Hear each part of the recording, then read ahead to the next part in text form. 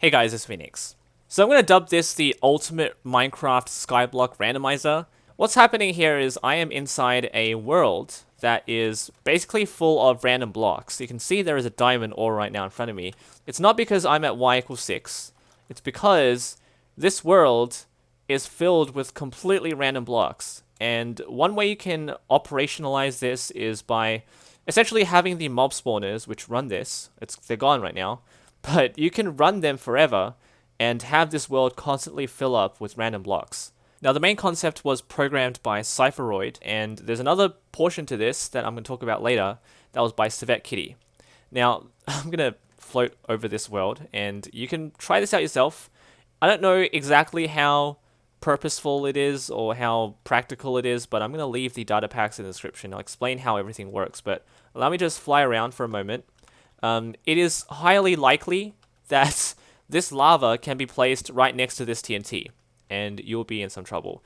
But this world will constantly regenerate itself with random blocks, so you will never run out, and there's, I guess, no way to really finish this game.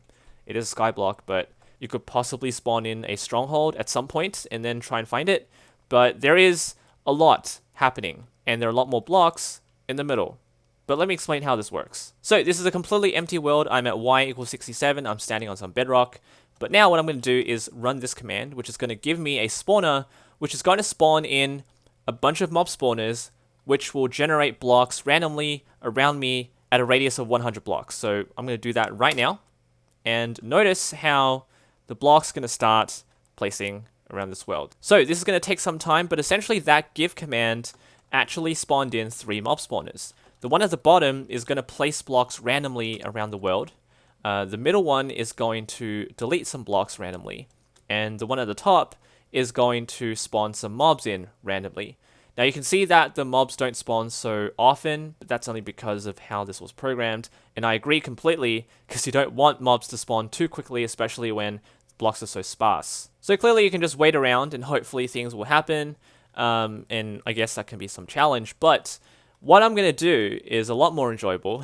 You've got a skeleton that just fell in. But what I'm going to do is going to be far more enjoyable, which is this. I'm going to fill in an entire area with mob spawners, and it's going to be a lot more efficient. So this is a completely different type of game now. It's going to spawn things everywhere. And I'm going to leave these commands in the description. There's a lot more that I want to cover, but there are so many different things you can try. So you can leave these mob spawners here if you like and continue playing the game. This will mark spawn, of course, 0, 0, and then you can just freely roam around. Hopefully you can find the blocks that you want. So wood is right here, stone, planks, bricks. It's actually quite laggy now because the mob spawners are actually spawning in llama spit entities, and that is how the randomization happens. So a lot going on. So it's been about 2 minutes, and you can see that there are so many more blocks. The variation is there.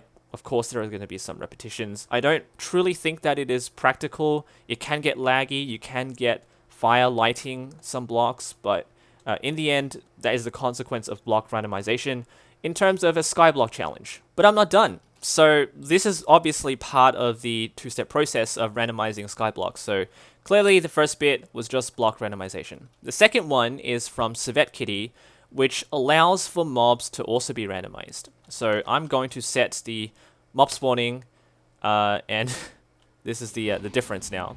And as you can see, mobs are now going to start randomly spawning in the world. Now I'm going to turn this off.